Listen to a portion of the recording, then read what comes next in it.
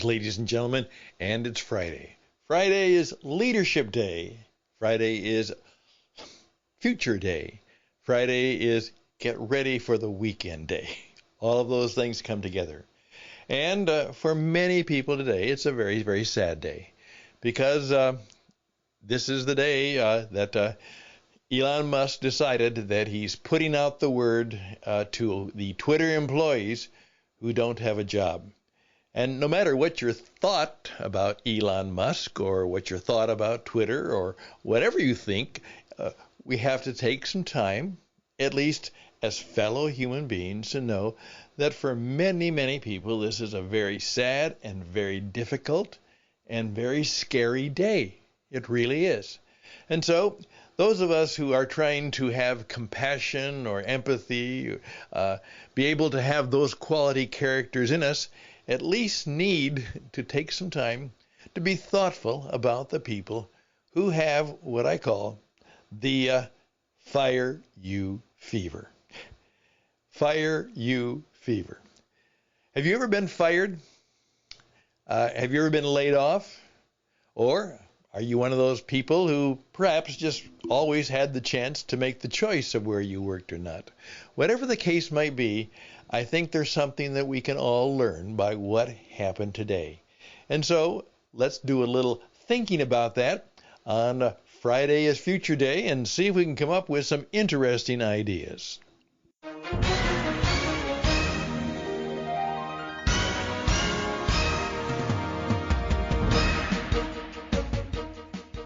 Well, we're back. Now, there's one thing that the people who are unfortunately having to leave Twitter, there is one thing that I know, whether he did it right or wrong, Elon Musk at least did one thing right. For sure. Something that I find that a lot of people really don't do. It's one of my friends and mentors said to me, Stan Houston, just make sure. No bad news should be a surprise for anybody.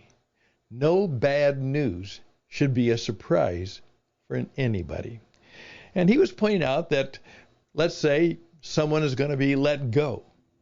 Now, there should be something, either in the coaching, the counseling, the consulting, somewhat of a communication that what is happening today shouldn't come as a complete surprise. There should have been something that they knew about the possibility, about the situation. And of course, ever since Elon made his initial attempt for the Twitter business, those people knew that if Elon Musk was going to be their new boss, there was obviously probably going to be some significant changes that happened. And so many of them, I'm sure most of them, they're clever and smart people. They were at least well aware of the possibility. They certainly probably didn't think it would come in the way that it came or when it would come, but they were aware of the possibility.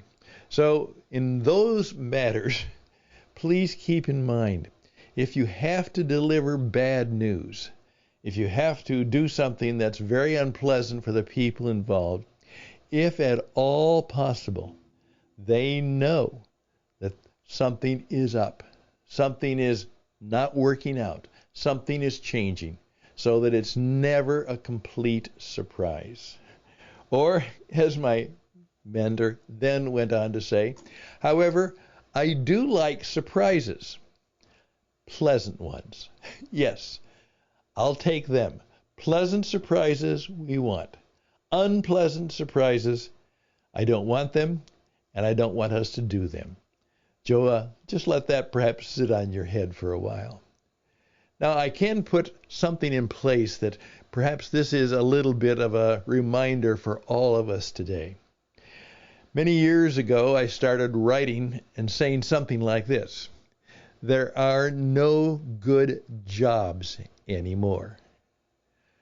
There are only projects and opportunities. There are no good jobs anymore. There are projects and opportunities. Now, one of the primary things that unions strive for, that hopefully people who are going out in the workplace are looking for, is that wonderful term called job security. They would like to know that if they come to work and do the work well and are good at what they do, that that job can last for a good long time. And of course, in the past years, that was possible. And there are people who really, they worked for the same company for 10, 15, 20, 30, 40 years, maybe even an entire lifetime before they retired or before they left the workforce. That, of course, is not going to happen anymore. So what I tell people is always be prepared to start over. Always be prepared to perhaps put a startup in place. Have a plan for you just in case, because there's a good chance that something is going to change radically and very differently. Now, we are at the point, too, those of us in the United States, there will be a major election on Tuesday, and it is one of the most heated elections around. There is a lot of just antagonism, threats of violence. There are people who are very, very emotional. It's not just, are we going to vote somebody in? We're also possibly going to vote somebody out. Are we going to change things? Are we going to change things in profoundly different ways? So right now, there are many people who are saying, what's going to be different after November? What is going to happen? What's going to be different? What should I do now? Well, let me just simply say this.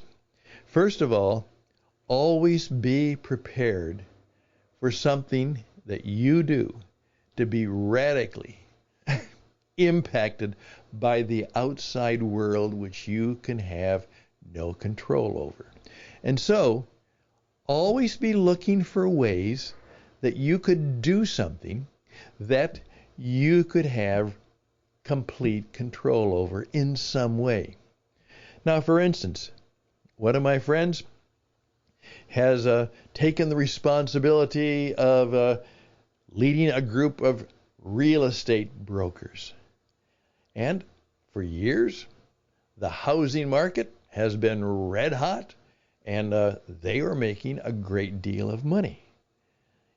Interest rates were low, inflation was low, people had money, there was a shortage of housing, and people could count on that if they just did the job right, they would have that opportunity. Well, all of a sudden, the government, at least here in America, has decided to really jack up the interest rates. And in doing so, much of the housing market has collapsed in many areas. People aren't going to be building a house right now. They're not going to be buying a house right now. With the inflation, it's too expensive right now. It's too uncertain right now. And as a result, they're finding that what was a profitable project isn't so profitable anymore. I've noticed that as this has happened, you even see it in some of the commercials that people are putting out right now. For instance, the people who are advertising, why don't you refinance your home? Hey, let's make sure we get some cash out and we can sell your home, or we can perhaps refinance your home and you can take a lot of money out of the equity, and there you go. A very good and lucrative business, but now that business was and is always dependent on something out of their control. That is the interest rate set by the United States government and in those institutions that it controls. All of a sudden, that factor has made it very, very hard for them to do business as they hoped for and planned for. So what can you do that if the Twitter thing happens, what are you going to do? If something happens in your industry or your career, what are you going to do? Always be prepared to be surprised, or for things to change, or for literally paradigms to perplex you and puzzle you. Where is your emotional and mental and spiritual strength that in some way will help you through these difficult times? I was just talking to one of my friends, and he has gone through a situation where it's wonderful. Just as I did a number of years ago, he heard those 4 words: Stan, or Wayne, or Sue, or Jack, you have cancer.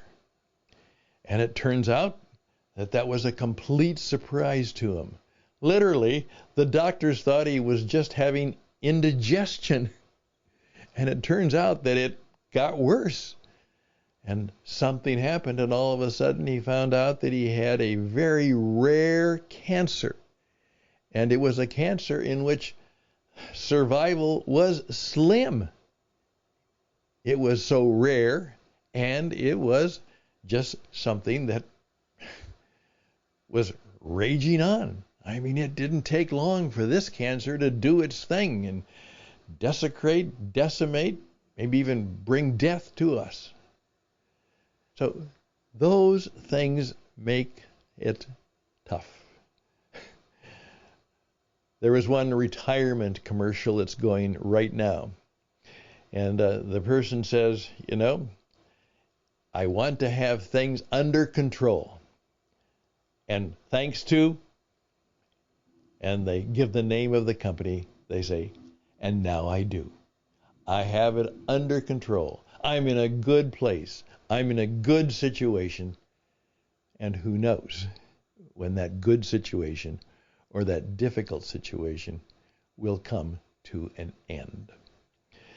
I'm Stan Houston. The program is Interesting Ideas, and we're just thinking about the fact that all of us need, not in morbidity, not in a frightening way, not in being scared to death, but how are we preparing ourselves, as I said, emotionally, physically, intellectually, spiritually, to deal with one of those gotcha things?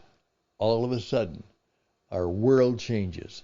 All of a sudden, our situation is perilous. All of a sudden, we're in deep trouble. We'll be back.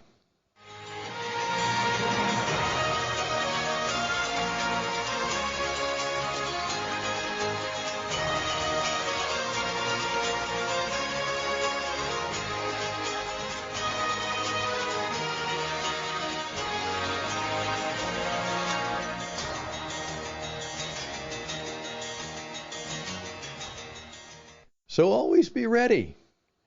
Now, don't get perverse about it. Don't panic about it. Remain calm. Press on. Continue to do good work. And please keep in mind that the person who has at least an ounce of curiosity and creativity to make yourself in your situation, in your position, just a little more valuable, helpful, and useful than the rest of the people you work with or compete with. Make sure you're always seeking to make what I would call the essential edge. Something that will give you more influence, more power, more ability to stay, more ability to control your situation, by always having the essential edge. Figure out how that might work. Secondly, be connected. As my friend who went through the cancer situation says, what got him through was not only the fact that he had his own hopes and dreams and prayers, but what he had was a whole network of people he was connected to that also we're involved in the struggle, both emotionally and physically and spiritually, to get through it. And so one of the sad things about social media is that we may be connected on the social media, but we may not really have the relationships of true connection. And so reach out. As I pointed out, Dale Carnegie wrote the book, How to Win Friends and Influence People. And my point in the book that we're trying to put together is called Make Good Friends. And of course, one of the best ways to make good friends is to see if in any way you can be a friend. So there we go. I hope you will have a good weekend. Again, remember, take some time, and this is a great time to do it. Rest, recreation, reflection, worship. Think about, okay, don't get upset. Don't even get involved in the politics of the moment if you're in America right now, or perhaps in some of those places where that is happening right now. Just wait it out. See what happens. And then begin to see if prayerfully, emotionally, spiritually, intellectually, you can be able to say, now I know, and this is what I should do now. I'm going to be doing that kind of work myself this weekend because I have many opportunities and I have many threats and things that could go wrong. How can I be prepared, better and best prepared for those things that might happen that I'm not particularly happy about? And thoughts and prayers for the people, no matter what you think of Twitter, Republican, Democrat, right, left, whatever that is all about. Please keep in mind that people and families are involved, and they all need our thoughts, prayers, and best wishes. And I pass the same on to you. All the best and blessings for the weekend. Take care, and bye for now.